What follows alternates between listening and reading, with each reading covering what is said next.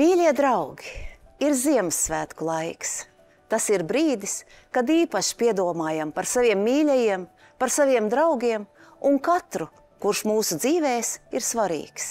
Mēs dzīvojam trauksmainā laikā, taču, lai šo svētku laiku mēs varētu piepildīt ar gaišumu un mīlestību, es vēlos jūs mudināt paveikt 3 mazus uzdevumus. Pirmais – paveikt kādu gaišu un sirdsiltu darbu, piemēram, atsaucoties kādai no ziedošanas akcijām.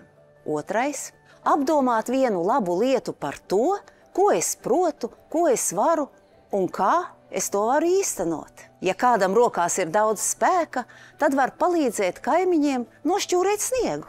Ja kāds cep gardus pīrādziņus, tad es droši varu teikt, ka draugi vai kaimiņi priecāsies par pēkšņo zvanu pie durvīm un pārsteigumu pīrādziņu formā.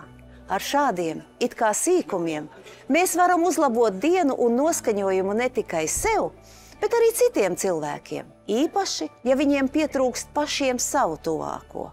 Un trešais pamudinājums – arī jaunajā gadā priecāties un pamanīt, kas ir labs, kas citiem izdodas, tā vairojot labo un gaišumu. Laimīgiem cilvēkiem viss izdodas labāk, lai jums gaišs, mīļš un mierpilns Ziemassvētku laiks.